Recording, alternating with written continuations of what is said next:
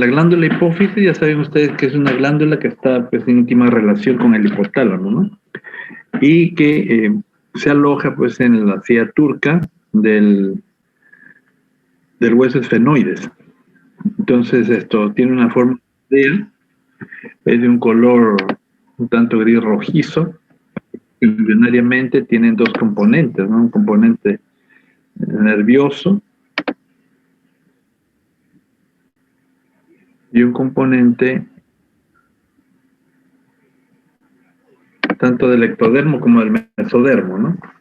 Entonces tenemos ahí la presencia en dos porciones, que viene a ser la adenohipófisis, la parte anterior, donde se secreta 6 tipos de hormonas diferentes que van a ir a cada uno de las hormonas órganos diana.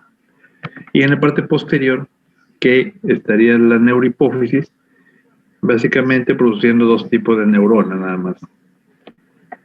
Entonces, parece mentira, pero esta estructura tan pequeña que puede ser pues de apenas de 12 milímetros, 12 por 8 por 6, otras referencias hablan de 1 por 8 por 6, y su peso radica más o menos de 500, 600 miligramos, ¿no?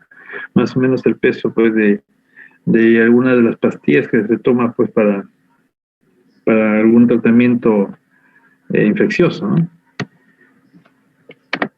En esta imagen ya podemos observar las dos partes y cómo entre una y otra se puede observar una separación.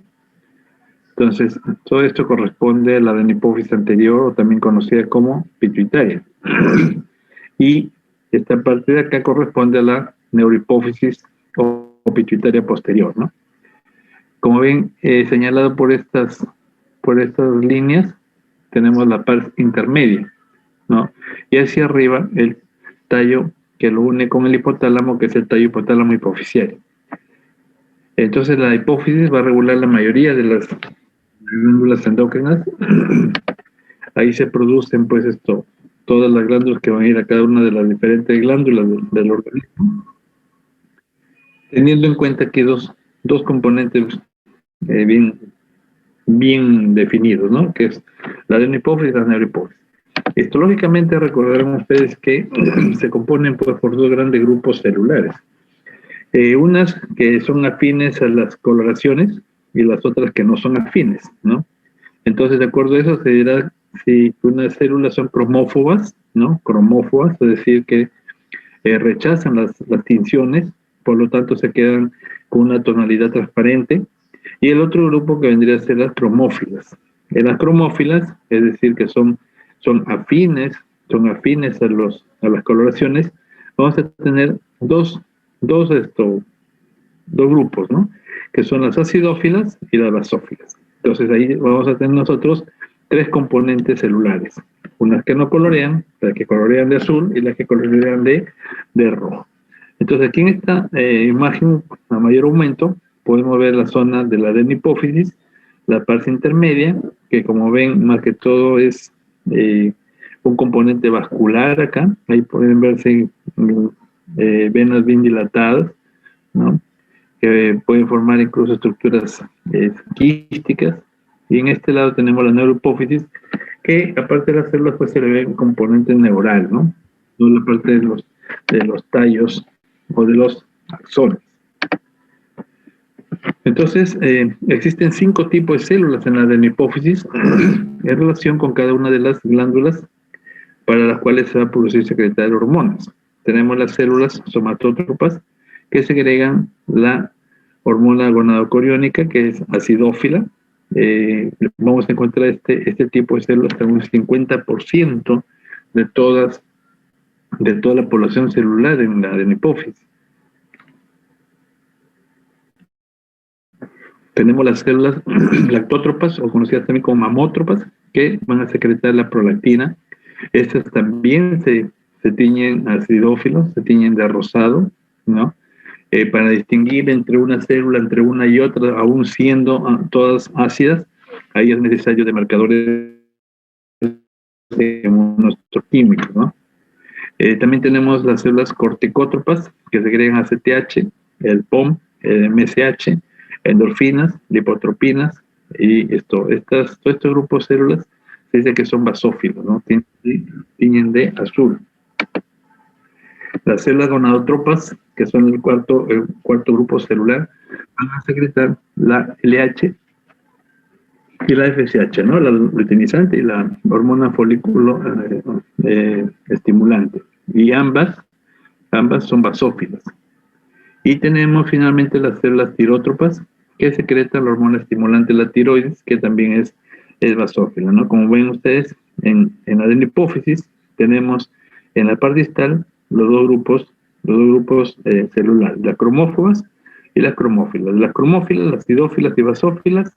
De las acidófilas, las mamotrópicas, hematotrópicas, gonadotrópicas, tirotrópicas y las adenocorticotrópicas. Y de las gonadotrópicas tenemos la FSH y la LH, que son estas tres últimas basófilas, ¿no? En esta otra imagen en mayor aumento podemos ver las fibras nerviosas, fibras nerviosas mielínicas que se encuentran a este nivel, provenientes de las células neurosecretoras del hipotálamo. Asimismo tenemos los pituicitos, ¿no? Entonces tenemos ahí los cuerpos de Gerrin, que son cúmulos de material de secreción en el axoplasma de las fibras nerviosas concurrentes, ¿no? Y la hipófisis sufre una serie de alteraciones, ¿no? Entonces, en lo que es los trastornos hormonales, siempre se presenta para el diagnóstico, pues el saber cómo se encuentran en el plasma, ¿no es cierto? Cómo se encuentran en el organismo. Entonces, se manejan de unos rangos, los rangos que son valores normales, y de ahí, si se encuentra más o menos, se ubicará dentro de las enfermedades relacionadas con disminución de la producción hormonal o de aumento. Entonces tenemos aquí en este caso el hiperpituitarismo,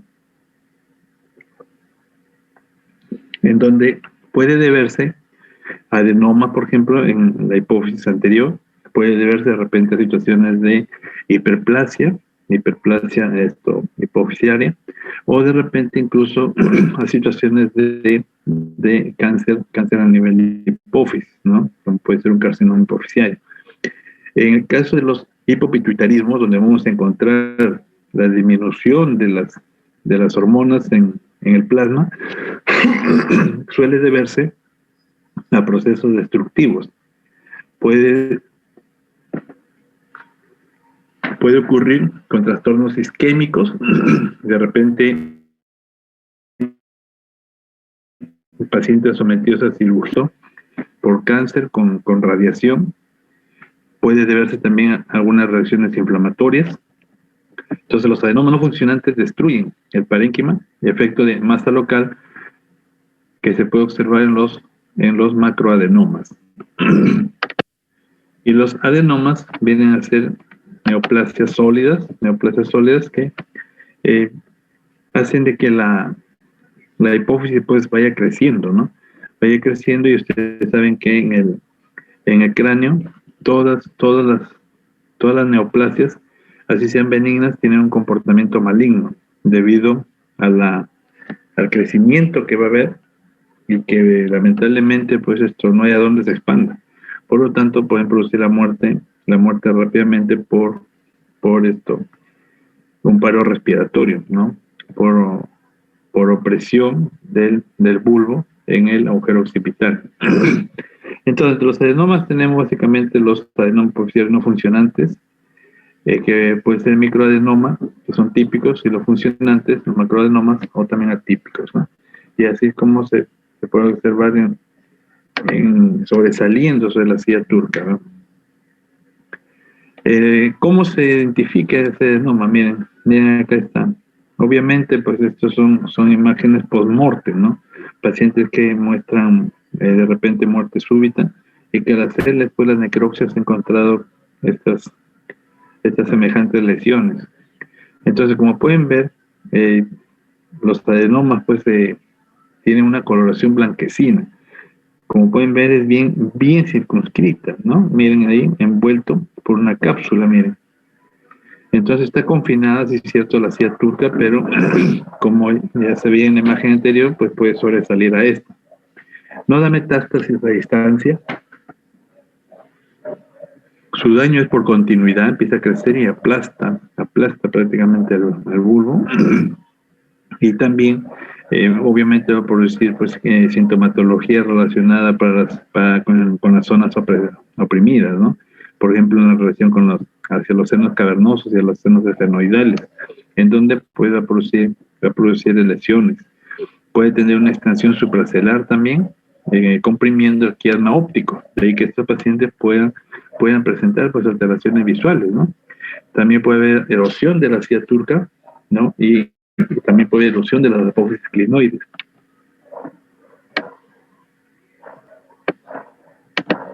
Acá en esta imagen se puede observar una proliferación celular uniforme.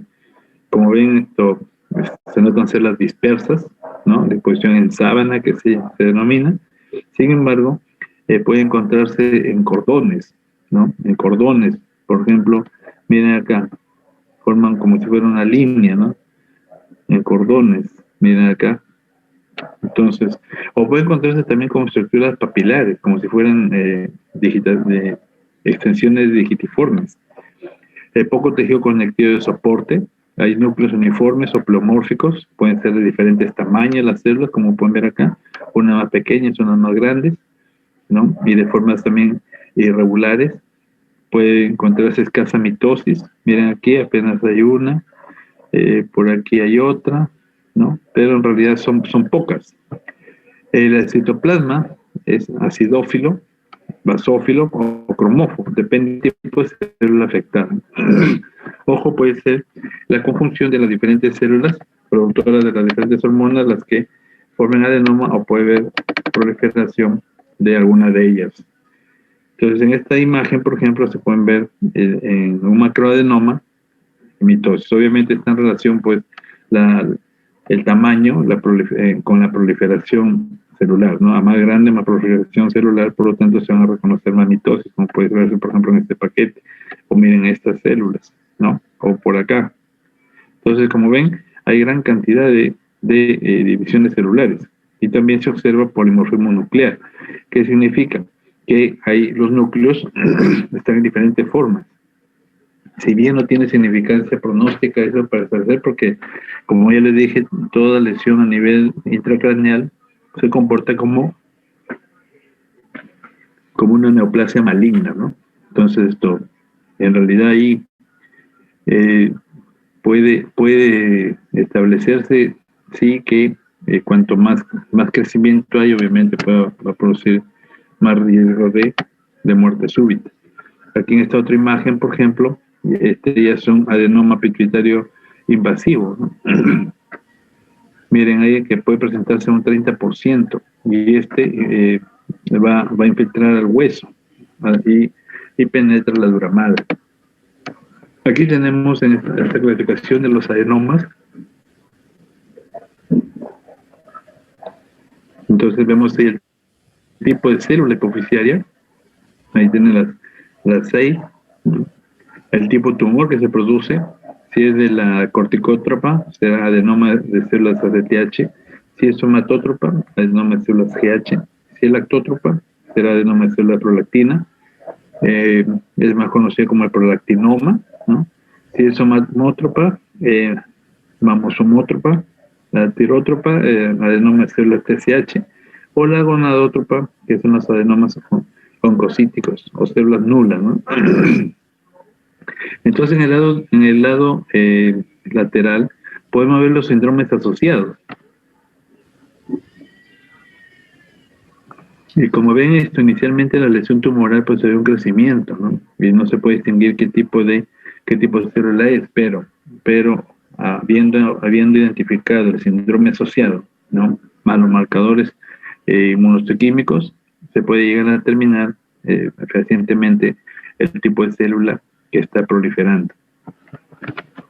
Aquí en este otro recuadro podemos ver las características, ¿no? Ahí tienen las tinciones histoquímicas que se hacen y también las inmunohistoquímicas, ¿no? Con fines de diagnóstico.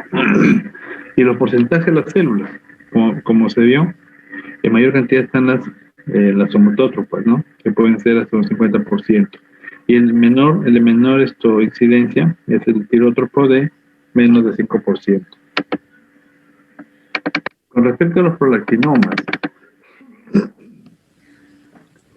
los prolactinomas o adenomas lactótrofos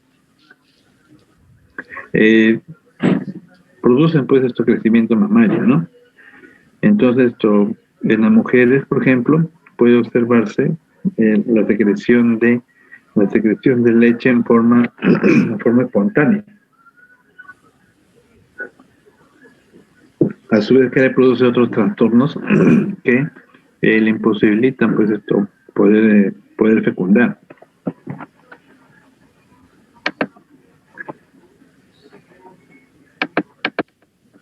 Entonces tenemos aquí los adenomas hiperfuncionantes más frecuentes, ¿no? Este es el adenoma hiperfuncionante más frecuente. Se ha podido ya determinar mediante marcadores inmunohistoquímicos, y lo que se encuentra en los hallazgos principales es en el caso de las mujeres: amenorreas, galactorreas y infertilidad, ¿no? Y el hallazgo laboratorial, pues hiperprolactinemia. Detección temprana en mujeres premenopáusicas y puede asociarse a un aumento de la producción de hormona gonadocoriónica, ¿no? Cuando se hace el estudio microscópico, ahí se ven células débilmente acidófilas o cromóforas con granulaciones escasas. Asimismo pueden verse algunas células acidófilas, si bien es menos frecuente. Cuando se encuentran, se observa que tienen estas abundantes granulaciones. Y también se puede encontrar en algunos casos calcificaciones distróficas. Aquí, por ejemplo, podemos ver en esta imagen la mitosis, ¿no? En un macroadenoma. Entonces puede ser un macroadenoma donde se puede estar encontrando, pues, a su vez un prolactinoma, ¿no?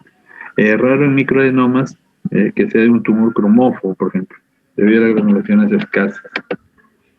Otro tipo viene a ser los adenomas de las células de la hormona de crecimiento, los somatótropos, en donde podemos encontrar histológicamente reconocer por las granulaciones que pueden ser abundantes o escasas. Cuando son abundantes vemos ahí la presencia de células monomorfas, acidófilas principalmente, que al estudio inmunohistoquímico se reconocen que es del grupo de las hormonas gonadocoriónicas. Sin embargo, cuando se reconocen en una celularidad con granulaciones escasas, generalmente se encuentran estas relacionadas con las células cromóforas. Se puede identificar polomorfismo nuclear y se reconoce a la marcación inmunohistoquímica débil más bien para la hormona gonadocoriónica. Asimismo podemos encontrar adenomas biohormonales, ¿no? Somatótropas, por ejemplo, que expresan GH y prolactina, ¿no? Cuando se les hacen los estudios especiales.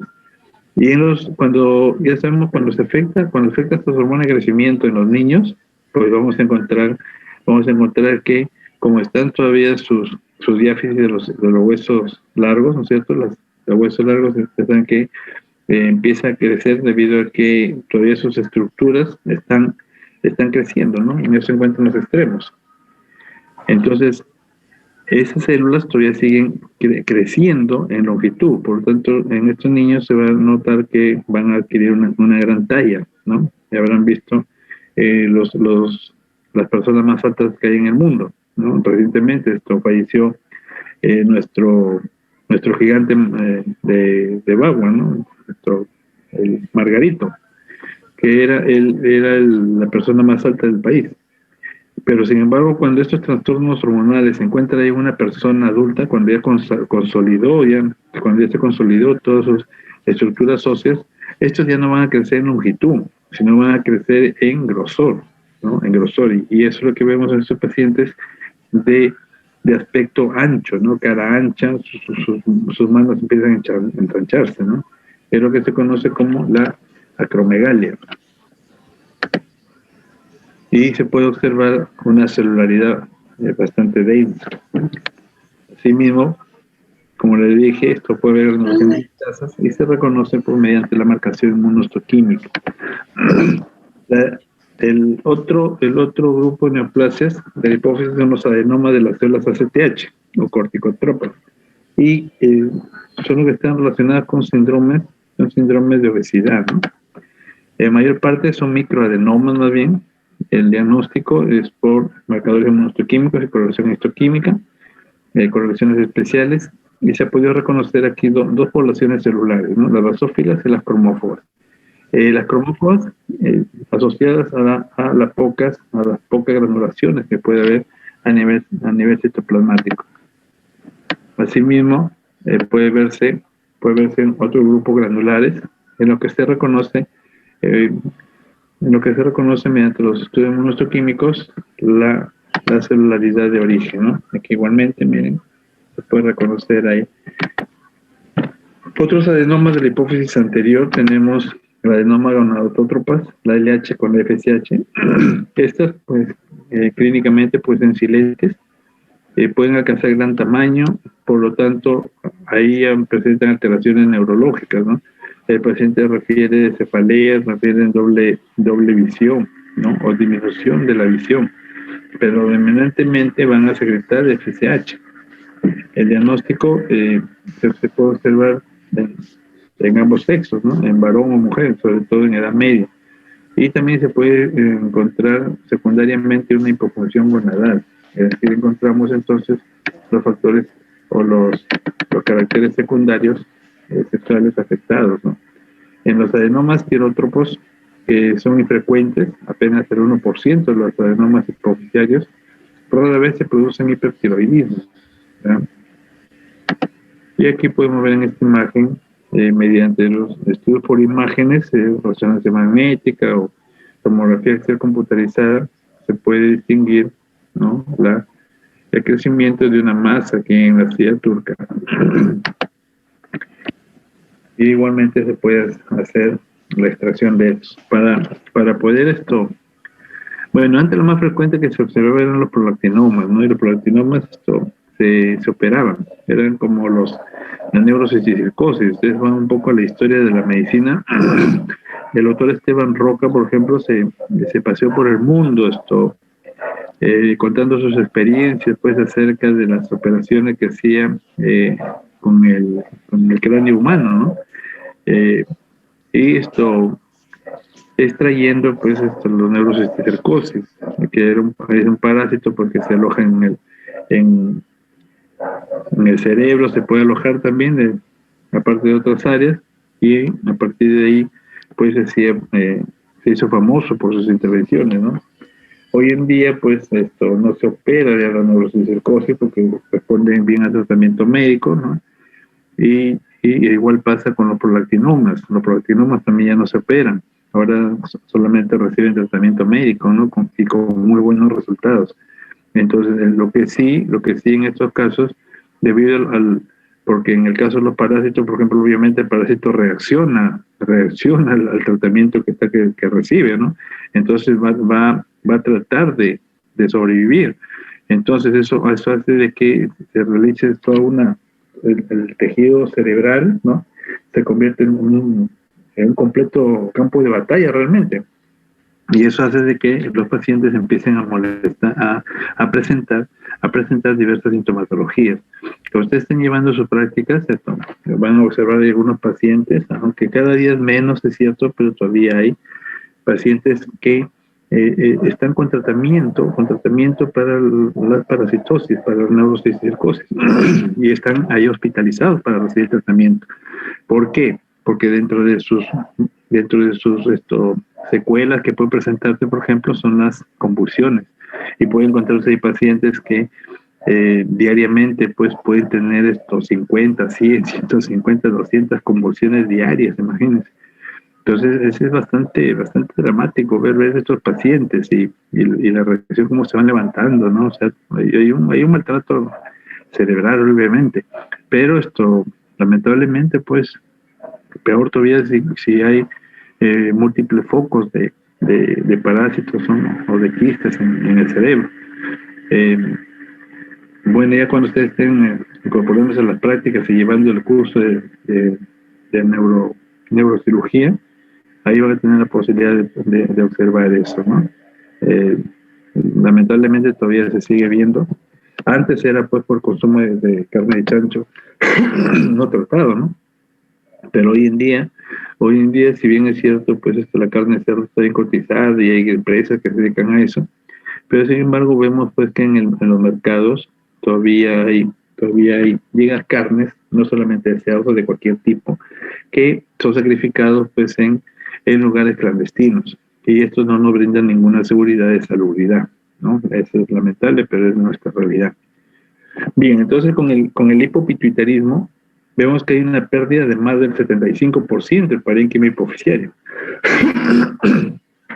Suele ser de tipo congénito, puede asociarse a tumores hipotalámicos, adenomas hipoficiarios no funcionantes, puede deberse a necrosis isquémica, como lo que se observa en el síndrome de Chija. Puede haber una ablación quirúrgica, alteraciones inflamatorias, ya sea por tuberculosis, sarcoidosis, o también por neoplasia metastásica. Como ven, y ya hemos comentado anteriormente, la agresividad de una neoplasia se observa por el daño causado, ¿no? Es decir, donde vemos una reacción severa, inflamatoria, acompañada con necrosis, hemorragia, puede ser fatal. Entonces aquí, por ejemplo, podemos ver en esta muestra zonas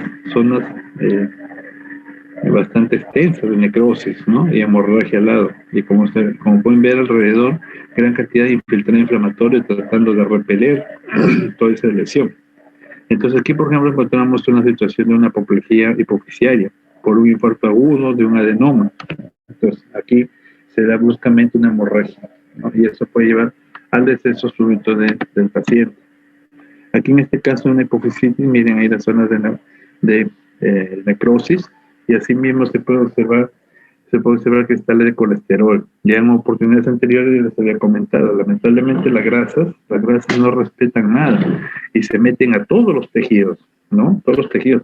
¿Cuántas veces en la necrosis que hemos realizado hemos encontrado gran cantidad de grasa metidas entre las fibras miocárdicas, metidas entre las articulaciones, metidas entre el músculo esquelético? Ustedes no creen nada. Y aquí pueden ver una muestra más en la hipófisis, me dicen esos cristales de colesterol, ¿no?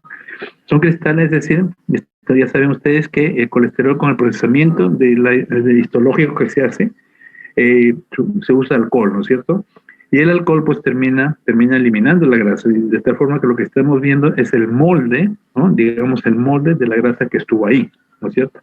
Es un alojamiento que indica que haya habido grasa, que no se encuentra, ¿no? Que no se encuentra porque en el procesamiento pues el alcohol tiende a eliminarlo. Pero aún con todo, sí se puede reconocer incluso en coloraciones especiales algunos remanentes de lípidos que se encuentran en los tejidos. Aquí podemos ver eosinofilia citoplasmática, pignosis nuclear, o por este lado, ¿no? Igualmente, a mayor aumento. Y por acá, miren la cantidad de células linfocitarias, ¿no? Los craniofaringiomas, se dice que tienen una incidencia bifásica en infancia, tanto como en el adulto. Se dice que estos son unos tumores más o menos de 3 o 4 centímetros de diámetro, encapsulados, son bien definidos, son sólidos y pueden también ser quísticos, ¿no? Entonces, al corte histológico encontramos esta estructura, miren. Entonces se pueden ver estructuras papilares, ¿no? Miren esos crecimientos, miren acá, ¿no? Ahí está, como si fueran dedos que salieran, o este otro, miren. Entonces se puede ver claramente que la procedencia es un epitelio estratificado, ¿cierto? Es un epitelio estratificado de tipo escamoso, bien diferenciado e incluso queratinizante, ¿no? ¿Qué quiere decir esto? Que vamos a encontrar producción de queratina. Entonces todo esto hace o provoca una reacción tipo cuerpo extraña, porque encontramos gran cantidad de linfocitos alrededor. Ahí en esta otra imagen podemos ver un parengioma amantinomatoso, el cual es frecuente ver en niños y donde se pueden ver pues estas dilataciones, ¿no? Estas dilataciones, formaciones quísticas rodeadas de células en tipo empalizada, ¿no? Alrededor, tipo empalizado, tipo desorganizado, ¿no? Como si estuvieran unas encima de otras. Y los quistes se caracteriza porque se encuentran contenido líquido, de color pardo amarillento, espeso, justamente rico en colesterol, ¿no? Asimismo, aquí en un pituicitoma podemos encontrar los grandes poligonales, ¿no? Como pueden ver acá, o fusiformes, como pueden ver esto. Mira. Fusiformes se refiere a las estructuras alargadas, ¿ya? A las estructuras de las células alargadas. Entonces se ven células con contenido granular y además el infiltrado inflamatorio, pues, ¿no? Cuando se encuentran dispersos y distribuidos homogéneamente, se dice que adquiere un patrón de celularidad en sábana. Bien, entonces hasta ahí, esos son los tumores más frecuentes de la hipófisis, ¿no? Y vamos ahora a pasar a desarrollar la patología tiroidea. La sintomatología, ojo, como pueden darse cuenta, obviamente pues va caracterizada por la presencia de signos y síntomas inespecíficos, ¿no? En relación sobre todo a una expansión de masa, ¿no? Una expansión de masa. Y cuando se hace el diagnóstico, obviamente después de varios estudios y de extracción de biopsia, utilizando los marcadores histoquímicos e inmunohistoquímicos, se puede establecer recién qué tipo de célula es. Lamentablemente, en cuestión del tratamiento no varía mucho, ¿no? No es como la neoplasia que se presenta en otros tejidos. En otros tejidos sí es muy importante identificar qué tipo es, porque los pronósticos son realmente diferentes. Entonces aquí, todos, como le vuelvo a repetir, así sean de características benignas, la neoplasia tiene un comportamiento maligno. Por lo tanto, todas hay que tratar de identificar rápidamente para evitar que haga un síndrome compartimental, ¿no? Un síndrome de expansión y puede de repente provocar una muerte súbita en el paciente. Bien, con la tiroides ya recordarán ustedes su arquitectura histológica, ¿no es cierto? Es un sistema en el cual está constituido por folículos, ¿no? Por folículos que son estructuras quísticas en los cuales va a contener en su interior la T3 y la T4, ¿no es cierto? La tetraiodotiroxina y la triiodotiroxina. Entonces, estos folículos tiroideos se caracterizan porque conforman un revestimiento de un epitelio simple cilíndrico a simple cúbico, ¿no? La mayoría son simple cúbicas, y en los cuales vamos a reconocer las células foliculares, que son las células principales, y las células parafoliculares o células C. Las primeras se encargan de concentrar yodo y se encargan de la producción de hormona tiroidea, mientras que, y de paso, que son las causantes de las neoplasias de tipo un carcinoma diferenciado o un carcinoma anaplásico, es decir, indiferenciado. Asimismo, de las células parafoliculares o las células C, que se encargan de producir la calcitonina, de ahí se originan los carcinomas medulares de tiroides. Entonces, aquí para recuerdo de la ubicación, este esquema de la ubicación arquitectural en la tiroides de cada una de las diferentes células. Aquí en esta imagen ya podemos ver, ¿no? Aquí vemos un epitelio normal, puede verse. Entonces las células foliculares, ¿no es cierto? Y las células parafoliculares que se encuentran paralelas justamente a eso. Entonces aquí también, igual que todos los trastornos endocrinos, vamos a encontrar un conjunto de síndromes relacionados con la presencia de mayor o menor producción de hormona, ¿no? Entonces primero vamos a desarrollar el hipertiroidismo. Tenemos aquí trastornos asociados a tirotoxicosis, asociados a hipertiroidismo. Tenemos que pueden ser de causa primaria, por ejemplo, ¿no? Es decir, daño en la misma tiroides, ¿sí? Daño en la misma tiroides. Puede deberse a una hiperplasia tóxica difusa, como puede ser una enfermedad grave. Puede deberse a un bocio tóxico hiperfuncional. o un adenoma hiperfuncional también, o un hipertiroidismo por yodo. La tirotoxicosis neonatal asociada a enfermedades graves maternas y secundarias puede deberse a un adenoma hipoficiario secretor de TSH, aunque es infrecuente esto, ¿no? Ahora, no asociados a hipertiroidismo, podemos encontrar nosotros la tiroiditis granulomatosa de Kerbein, o también conocida como tiroiditis dolorosa, la tiroiditis linfocítica subaguda, que es indolora, el estroma ovárico o teratoma ovárico con tiroides ectópica, y la tirotoxicosis ficticia, que puede presentarse en algunas pacientes que reciben tratamiento por hipotiroidismo, ¿no? Por tiroxina exógena. En enfermedades graves es esto llamativo su cuadro clínico, ¿no? Creo que fácilmente se puede reconocer en estas pacientes por presentar una xeroftalmia, ¿no? Los globos oculares protruyen.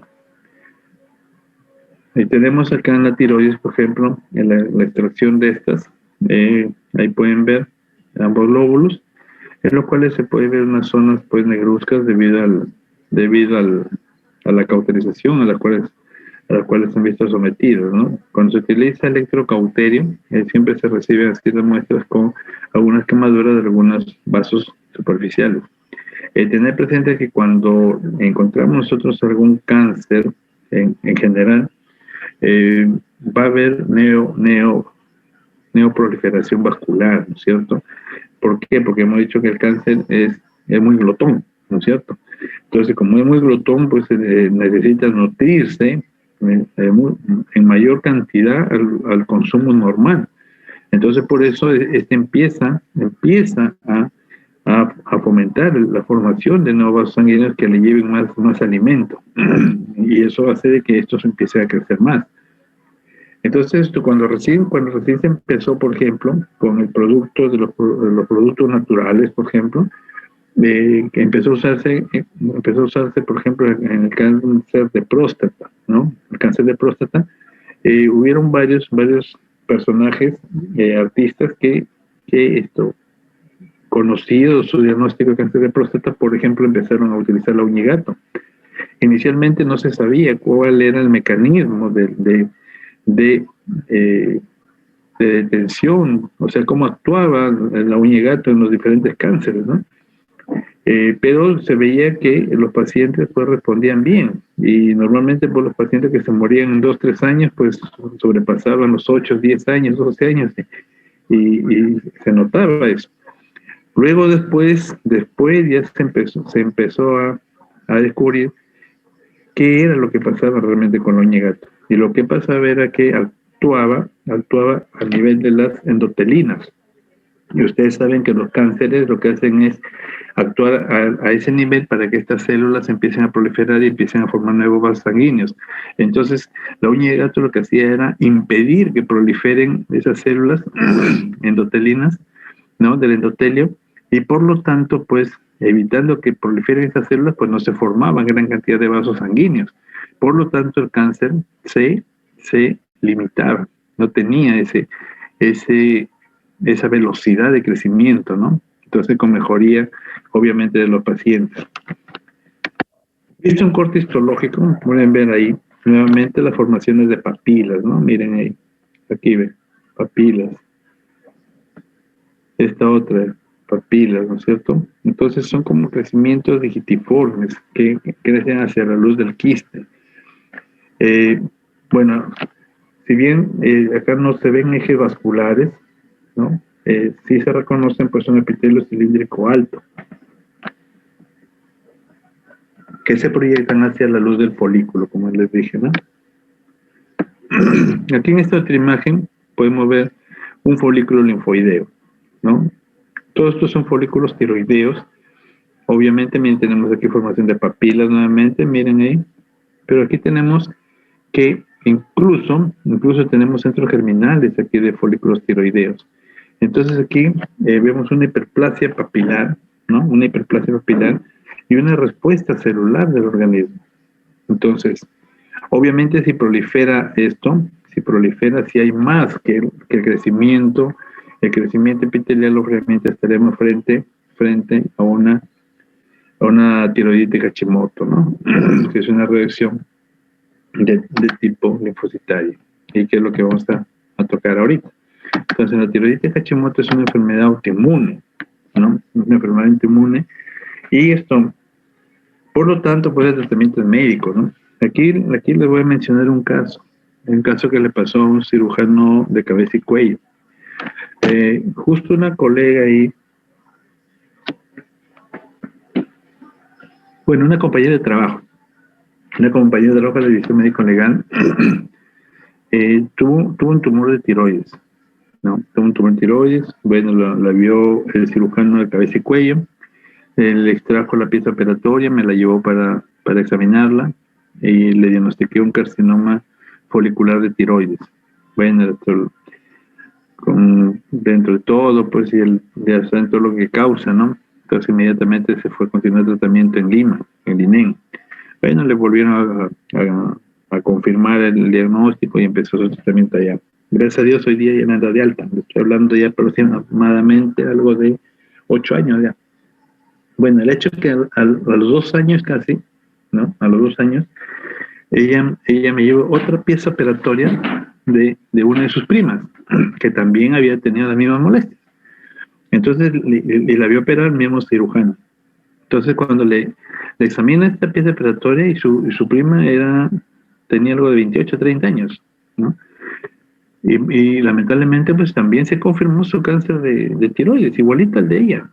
Entonces, y eran primas hermanas, ¿no? Y como ahí se demuestra la relación que hay genética entre los pacientes que tienen padecimientos neoplásicos. Bueno, igual se fue a Lima y continúa, hasta ahora continúa el tratamiento. Ya bueno, a la primera ya le dieron de alta incluso, ya está bien. Y la segunda, esto sí, todavía sigue en tratamiento, ¿no? Los controles. Bueno, pasa a 1 año y medio después, e igual, lleva a otra paciente. Pero a estas pacientes, ojo, a estas pacientes les habían hecho biopsia, ¿ya? Les habían hecho biopsia. En una de ellas yo mismo le había hecho la biopsia, y después le analicé la pieza operatoria. En la otra le habían hecho la biopsia, pero no sé dónde le habían hecho. Y cuando yo recibo la pieza operatoria, sí, pues era un cáncer. En el tercer caso, el doctor la vio, dijo, ya es otras 2 primas. Esta señorita era de ese tiempo, esta señorita tenía 26 años, ¿no? 26 años, sí, ya no le indicó biopsia, no le indicó nada, y de frente dijo, no, ya tú eres prima de ella y de ella, por lo tanto tú también tienes cáncer. Y le sacó la tiroides, ¿no? En forma agresiva, obviamente pensando en un cáncer. Oh, sorpresa, cuando evaluó la pieza operatoria, no era cáncer, era una tiroiditis Hashimoto, que es lo que vamos a ver ahorita. Era una tiroiditis Hashimoto, imagínense. Y esta paciente soltera, a los 26 años, no pasó un mes y empezó a tener desequilibrios con pérdida súbita de conciencia, ¿no? O sea, ella estaba tranquila y frente a un estrés que presentara, pues se desvanecía. Entonces, cuando se hace ver por el endocrino le indica algunos exámenes, ya dado por la clínica también que se orientaba la doctora, le hace unos exámenes y le diagnostica hipoparatiroidismo, ¿no? Hipoparatiroidismo, esto. Y lo curioso fue que la doctora me pidió que le haga una ampliación del informe, ¿no? Viendo si es que había la paratiroides o no en la pieza del cáncer, ¿no? Entonces, y en la orden sí fue bien, bueno, no sé cómo mencionarlo, siempre cada vez que me acuerdo la verdad, pero en fin, lo dejo a su criterio de ustedes. En orden me puso hipoparatiroidismo secundario a tiroidectomía iatrogénica, imagínense, ¿no? Iatrogenia significa, pues, causar daño, ¿no? Causar daño en el paciente. Es un acto iatrogénico. Entonces, de frente le mandó así, ¿no? Bueno, después nos veíamos en juicio con la doctora, creo que después esto ya creo que lo pensó mejor porque fue uno de sus testigos, más bien del doctor. Pero definitivamente, pues, el manejo no era la extirpación, ¿no es cierto? No era la extirpación, y no sé, a veces me sorprende realmente los colegas qué es lo que piensan, ¿no? Porque en ninguna parte, al igual que todas las enfermedades autoinmunes, pues no se operan, ¿no es cierto? Entonces, creo que ahí no hay nada que hacer. O sea, yo no sé en qué estaría pensando el doctor, que incluso me puso a mí de testigo, ¿no? Me puso a mí de testigo de él. O sea, a mí no me llamó la fiscalía, imagínense, siendo yo perito oficial. No me llamó la fiscalía, sino me invita a su juicio el acusado, con el informe que tenía. Obviamente el informe todo se llegó a confirmar en Lima. Es más, la chica esta denunció en Lima incluso. Y después ya lo pasaron para acá el caso. Y el hecho pues de que definitivamente estaba errado, pues no, o sea, era una tiroiditis Hashimoto y como enfermedad autoinmune, ustedes saben que lo que se hace es dar tratamiento médico, ¿no? O sea, no, ahí no se puede operar. Pero se dan cuenta que un apresuramiento, todo lo que puede generar. Por eso siempre les digo a ustedes, nunca piensen en las enfermedades, ¿no? Porque podrán tener ustedes un pabellón, un hospital, o podrán tener ustedes 100 pacientes de repente con la misma enfermedad, pero no pueden ver a ustedes, no pueden ver a todos los pacientes por igual, ¿no? Tiene que verse un paciente caso por caso y establecer sus diagnósticos caso por caso y por lo tanto sus tratamientos caso por caso. Esa es la diferencia entre nuestra profesión y la de cualquier otro. Porque en cualquier otra profesión, si son arquitectos, ingenieros, qué sé yo, pone lo mismo en diferentes sitios. En cambio, nosotros no podemos hacer eso. ¿Por qué? Porque tratamos con personas. Y las personas son dinámicas. Y las personas, pues, piensan. Y las personas sienten. Y está demostrado que el estado de ánimo pues influye tremendamente en todo lo que es tanto enfermedades neoplásicas, ¿no? Como son las enfermedades autoinmunes. ¿Por qué? Porque se afecta el sistema inmunológico y eso está totalmente demostrado hoy en día, ¿no es cierto? Entonces, ¿qué se encuentra en la tiroiditis Hashimoto? Lo que están viendo. O sea, recordarán ustedes histología tiroidea, que le hemos visto anteriormente también algunas imágenes. Sin embargo, como ven acá en esta imagen, se pierde la arquitectura folicular. Aquí apenas se ve como unos rezagos, algunos folículos tiroideos. Sin embargo, vemos que hay una proliferación tremenda de linfocitos, tales así que forman incluso folículos linfocitarios, ¿no? Folículos linfocíticos. Miren ahí tenemos 3 grandes folículos linfocitarios, con sus centros germinales y un epitelio folicular oncocítico también se puede identificar. Entonces, el patrón es característico, es sencillo de diagnosticar, y la terapia, bueno, pues es totalmente distinta, ¿no? Ahí tienen esta imagen, un epitelio que se puede observar ya atrófico, fibrosis extensas, y por acá incluso alguna metaplasia escamosa, ¿no? Ya saben que metaplasia representa un tejido maduro en una zona también donde hay tejido maduro, pero que no le corresponde. Eso es una metaplasia. Aquí podemos encontrar metaplasia y como ven, no se distingue tejido tiroideo normal, ¿no? No se distingue tejido tiroideo que aprendimos en nuestro curso de histología, ¿no es cierto? Pues esto, por ejemplo, que están ahí, no se opera. Lo que se hace es dar tratamiento para que no haya esa respuesta dañina que tiene el sistema inmunológico sobre nuestro propio organismo. En esta otra imagen pueden ver ahí, miren, células inflamatorias, linfocitos, células plasmáticas también se pueden ver. Por acá las células leucocíticas, miren. Y la formación de folículos pequeños, ¿no? Entonces, cuanto más reacción hay, más cantidad de folículos se podrá observar. Ahora vamos a ver las tiroiditis subagudas granulomatosa, o también conocida como tiroiditis de Kervin. Es la causa más frecuente de dolor tiroideo. Es un hipertiroidismo transitorio. La mayoría de pacientes se recuperan en 6 a 8 semanas, ¿no? Mes y medio, 2 meses, está mejor. Y la histología varía según la etapa que compromete. ¿Y qué se observa cuando se hace un estudio histológico de la tiroides en las tiroiditis de Kervin?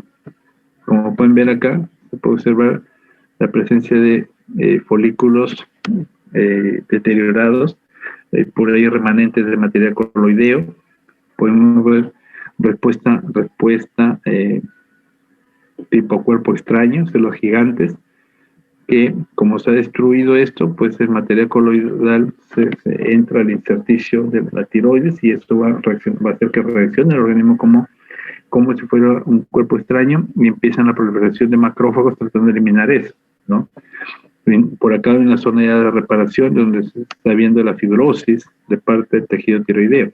Entonces aquí lo que observamos son, como pueden ver, hay la ruptura, hay solución de continuidad del epitelio coloideo, entonces extravasa el coloide, ¿no es cierto? Y eso origina una reacción granulomatosa, ¿no? Tratando de eliminar ese material coloideo que se ha derramado, digamos así, en la tiroides. También encontramos una tiroiditis linfocítica subaguda, ¿no? Esta es indolora también, esta es conocida como tiroiditis postparto. Son variantes de tiroiditis de Hashimoto, asociados a la presencia de ácido antiperoxidasa tiroidea. La tiroiditis transitoria puede observarse acá infiltración linfocitaria y hiperplasia de centros germinales. No se observan células de Harter ni atrofia folicular. Ojo, justamente con relación con el parto, ya últimamente pues se tiene dentro del programa no solamente el diagnóstico o el manejar el diagnóstico de detección temprana de diabetes, ¿no? Sino también de hipotiroidismo. Y en realidad con la tiroides, pues, si encontramos un hipotiroidismo gestacional, es un alto riesgo de que el hijo, si es que no se le da tratamiento, pues si se detecta eso rápidamente durante la gestación, pues se le da tratamiento a la paciente, ¿no? A la gestante. Inmediatamente se hace el control, ni bien nace el bebé. Ni bien nace el bebé, se controla y se vuelve a controlar al año. ¿Por qué? Porque el hipotiroidismo puede producir cretinismo, ¿no es cierto? Y puede producir pues un déficit psicomotor en la criatura. Entonces, por eso es que en la gestación se tiene también mucho cuidado el diagnóstico de hipotiroidismo, al igual que la diabetes gestacional. ¿Ya?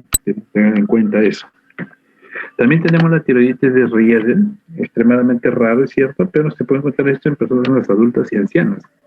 Aquí podemos reconocer fibrosis extensas en la tiroides y también en estructuras adyacentes. Por lo tanto, se dice que tiene un comportamiento invasivo, ¿no? Simula un tumor y es de etiología autoinmune también, debido a la presencia de anticuerpos. Por lo tanto, puede que simule un tumor, pero por lo tanto entonces su tratamiento es más de tratamiento médico que de quirúrgico, visto como una inflamación, por ejemplo, ¿no? Ven así cómo están inflamadas, se puede observar y por acá miren gran cantidad de células linfocitarias, fibrosis y algunos lentes de folículos tiroideos o folículos tiroideos atrofiados, ¿no? Evidentemente, entonces, tenemos el bocio difuso o multinodular. El bocio difuso, como pueden ver ahí, miren esa tiroides, para nada de una tiroides normal, que ya sabemos nosotros, pues, es bilobulado con la presencia de un istmo a nivel central. Tenemos aquí que la tiroides puede aumentar de tamaño toda la glándula, ¿no?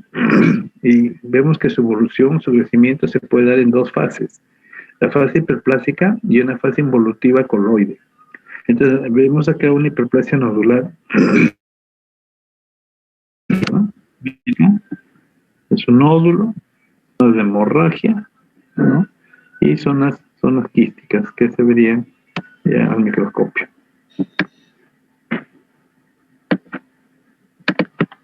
Y ahí tienen, miren estos quistes. Los folículos linfoideos son de este tamaño, ¿no? Como ven, se están afectando. Aquí hay una hiperplasia nodular con formaciones papilares también, miren ahí, ¿no? Miren el crecimiento papilar. Pero estos crecimientos papilares son de características benignas, ¿no? Sobresalen hacia el centro de un folículo quístico dilatado y adopta una posición basal de los nucleolos, ¿no? Entonces, mientras no haya pérdida basal, mientras no haya pérdida de la polaridad, podemos tranquilos, ya que estamos frente a patologías benignas. Muy por el contrario, si vemos que se altera la polaridad celular, ahí sí debemos tener mucho cuidado porque probablemente o ya sea un cáncer o sea el inicio de uno, ¿no? Entonces tenemos en el bocio multinodular, como pueden ver esa estructura, zonas de hemorragia, zonas quísticas, en donde puede ser el origen de un bocio simple de larga evolución, ¿no? Puede haber un agrandamiento multilobulado asimétrico, macroscópicamente se distinguen nódulos irregulares con coloide, produce el aumento de tamaño más extremo de tiroides que se confunde con neoplasia. Pueden ser de tipo esporádico o endémicos, hiperplasias foliculares irregulares, más generación de nuevos folículos, más acumulación de material coloideo. Esto puede asociarse pues a ruptura de los folículos y los vasos. Eso conduce a la presencia de hemorragias y como hemos visto pues ahí empieza la reparación, llegando finalmente a presentar zonas de fibrosis con calcificación. Cuando se presenta el cáncer, o sea, cuando se asienta el cáncer sobre esta patología, se dice que su incidencia es de larga evolución, ¿no? Si bien no es frecuente, pero se ha observado en menos del 5% de casos de bocio multinodular que después debutan con cáncer, ¿no? Aquí, por ejemplo, tenemos folículos con abundante coloide y un epitelio aplanado e inactivo, ¿no? Con cambios degenerativos. Sabemos que el epitelio es un epitelio simple curvo, ¿no?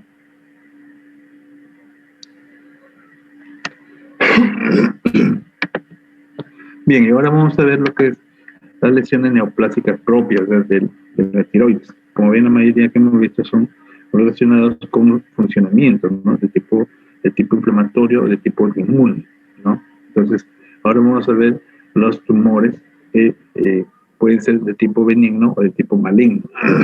Los adenomas son neoplasias benignas de epitelio folicular, lesión solitarias encapsuladas, como pueden ver acá, miren, ¿no? Miren ahí se ve una cápsula que delimita el tumor. Microscópicamente podemos encontrar un patrón folicular con material coloideo en su interior. Puede haber cambios oxifílicos, sobre todo en los adenomas células de Harter, por ejemplo, y en algunos casos puede haber atipias endócrinas, ¿no? La integridad capsular lo diferencia justamente de un cáncer, ¿no? La integridad de esta cápsula. Ahí es donde debemos hacer la diferenciación. Y es muy importante notar eso, porque puede de repente que simule características no muy agresivas del tumor, pero sin embargo vemos que ya hay compromiso capsular. Una neoplasia benigna jamás invade la cápsula. Aquí en este caso tenemos folículos pequeños, bien delimitados, células con núcleo oscuro uniforme. Aquí en esta otra, miren ahí la cápsula, ¿no? Entonces, esa cápsula sí está intacta. Como pueden ver ahí, se ve una vena incluso, ¿no? Miren ahí, vaso linfático, que, como ven, si fuera características malignas, esta zona se invade estas células malignas, o incluso puede infiltrar a los vasos linfáticos o venosos que lleguen, ¿no? Y aquí tenemos un adenoma de célula de Harter, células con citoplasma eosinofílico y núcleos de RT, núcleos regulares pequeños. Carcinomas también se encuentran en la tiroides y en orden de frecuencia. De mayor incidencia tenemos el carcinoma papilar, luego viene el carcinoma folicular y menos frecuente pues es el carcinoma medular y el carcinoma anaplásico. El carcinoma papilar, miren esa zona de tiroides, ¿no? Estructuras papilares. Recién justamente me ha caído en la práctica privada una tiroides. Una tiroides, sí, qué lástima, no parecía una paciente que no pasa los 50 años. Varón. Sin embargo, los dos lóbulos estaban comprometidos de cáncer, imagínense. Qué bárbaro, no sé cuál habrá sido su sintomatología de este paciente, pero ambos lóbulos estaban totalmente tomados por la neoplasia, ¿no? Un carcinoma folicular tipo papilar. Bien, aquí podemos ver las papilas, ¿no? Estructuras papilares son excrescencias que crecen en el tumor, puede haber zonas de necrosis incluso, Y el corte histológico se ven así las papilas, ¿no? Con tallos vascularizados. Y aquí, núcleo de aspecto vacío, ¿no? Ahí tienen, miren, como si fuera esto, como si fuera un ojo deteriorado, ¿no? Ahí tienen también cuerpo de samoma, son estructuras calcificadas, ¿no? Estructuras calcificadas. Y aquí en el carcinoma papilar con variante folicular, ¿no? Pueden verse los núcleos claros ahí. Y en el carcinoma folicular, este segundo cáncer con mayor frecuencia en la tiroides, generalmente se asocia a edad más avanzada de los pacientes. Se ha encontrado este tipo de cáncer, sobre todo en zonas de bocio endémico. Por eso es que es necesario hacer su diagnóstico diferencial con los adenomas foliculares. La invasión capsular y o vascular es determinante. Por eso le decía, a veces no hay confianza en las estructuras celulares, hay que evaluar las cápsulas. Y estos tienen la tendencia a hacer metástasis por vía hemática, ¿no? Y como es por vía hemática, pues más prontamente pueden comprometer pulmón o los huesos. Ahí tiene otra imagen del carcinoma folicular. Como ven, se pierde la estructura tiroidea, ¿no? Bien, ahí comprometiendo todo. Aquí sustitución del nodo tiroideo con focos de hemorragia.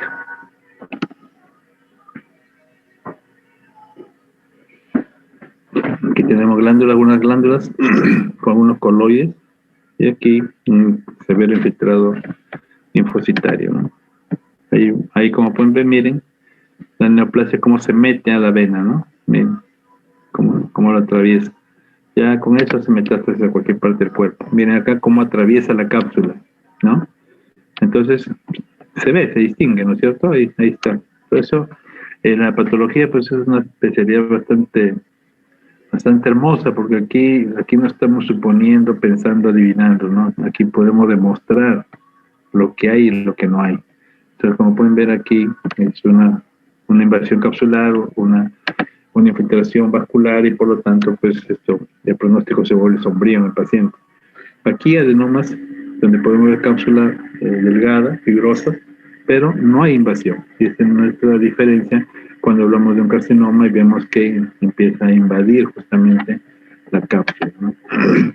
El carcinoma folicular es una neoplasia neuroendocrina derivada de las células C, como ya habíamos mencionado. Estas células se encargan de secretar calcitonina. Por eso en este tipo de pacientes después del diagnóstico hace seguimiento postoperatorios.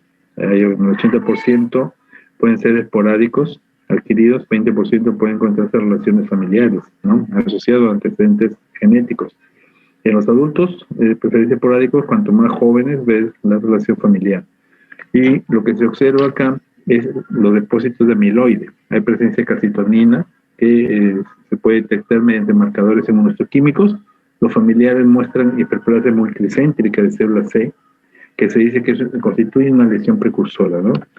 Y en algunos casos, cuando hay antecedentes familiares y se ha detectado eso, incluso se acepta la tiroidectomía profiláctica, ¿ya? Es decir, si el paciente ya sabe que tiene familiares y que hay ese trastorno, preferible se puede hacer la extirpación, porque en algún momento ese paciente o ese paciente va a presentar el cáncer, ¿no? Puede encontrarse nódulos solitarios o múltiples, en el caso de compromiso familiar. En esta imagen, por ejemplo, no se ve encapsulado, y más bien se ve de apariencia sólida y hemorrágica, ¿no? Como ven acá, hay infiltración por todos lados, no hay una delimitación. Y aquí tenemos células redondas poliédricas o fusiformes, ¿no? Fusiforme, aquí tenemos las redondas, ¿no? Y aquí algunas fusiformes, ¿no? Como hemos dicho, las fusiformes son las alargadas, ¿no? Ahí tienen. Y también podemos encontrar abundante material amiloide, ¿no? Ya sabemos que el material amiloideo es debido justamente a trastornos con el metabolismo de las proteínas, ¿no es cierto? Entonces vemos aquí secretado por células C, que son las causantes de esta neoplasia, ¿no? Y el menos frecuente es el carcinoma anaplásico, ¿no es cierto? Entonces, el carcinoma anaplásico Se dice que es un tumor muy agresivo, justamente por lo indiferenciado que es. Se puede observar en adultos mayores de 65 años con antecedentes de carcinoma tiroideo bien diferenciados, que pueden llevar a una diferenciación del tumor por alguna mutación en el P53, ¿no? Entonces, puede observarse en este carcinoma anaplásico una masa cervical de crecimiento rápido, un crecimiento local agresivo, infiltración de estructuras vecinas y lamentablemente pues hacen metástasis, ¿no? Que es lo que más daño causa. Aquí, por ejemplo, prácticamente comprometida ambos lóbulos, ¿no? Glándula tiroidea reemplazada se extiende alrededor del músculo incluso, ¿no? Músculos paratiroideos que hay, ¿no? Porque están alrededor de la tiroides. Acuérdense que ahí llega incluso el músculo del platisma, ¿no es cierto? Los músculos del cuello. Entonces, en algunos casos se puede encontrar que hace metástasis ya incluso a estas zonas musculares, ¿no? Y en algunos casos incluso pueden comprometer a las paratiroides, ¿ya? Y ese es el patrón fusiforme, ¿no? Ahí se puede claramente el patrón preponderantemente fusiforme, ¿no? Y en algunos casos puede presentarse así células pleomórficas gigantes. Como ven ahí, parecen dos ojitos, ¿no? O acá parecen dos ojos, hay una marcada división celular. Y para terminar, la patología paratiroidea, ¿no? Entonces vemos ahí, en este corte histológico se puede identificar toda la parte de laterales, derecha, izquierda e inferior, que es la tiroides, ¿no es cierto? La tiroides. Y hacia arriba podemos observar esa estructura pequeñita, que es la paratiroides, ¿no? Entonces vemos aquí en la glándula paratiroides está compuesta por células principales, son gránulos de paratormona, que se reconocen como células oxifílicas.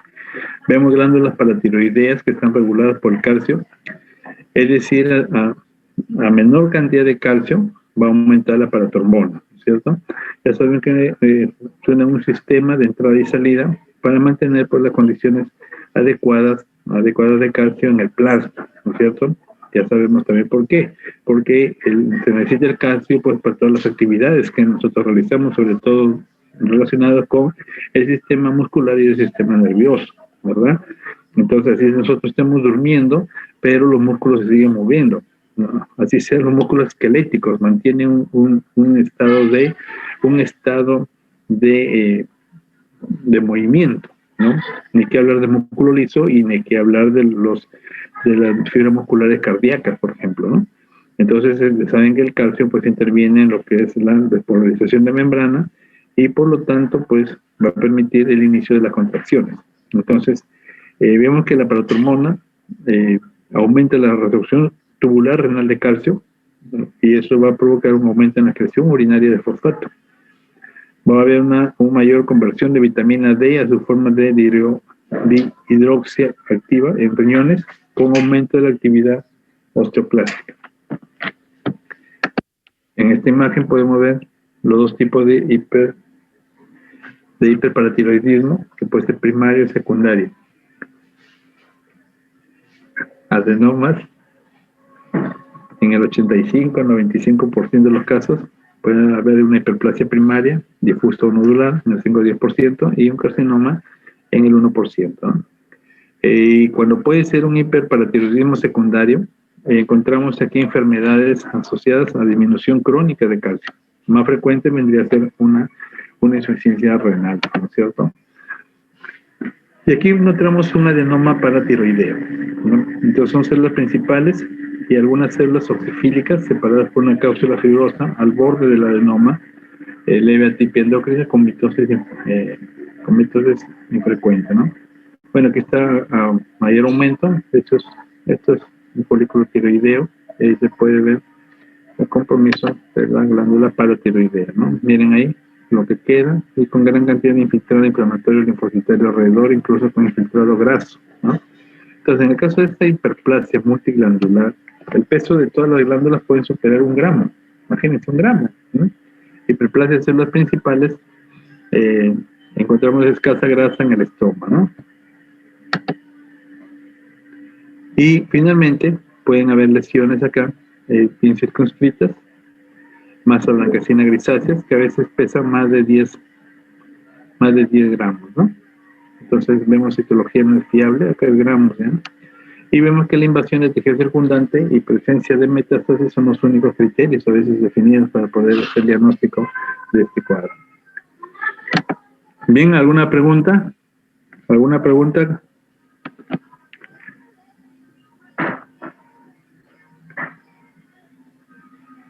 Dígame, preguntaron cuándo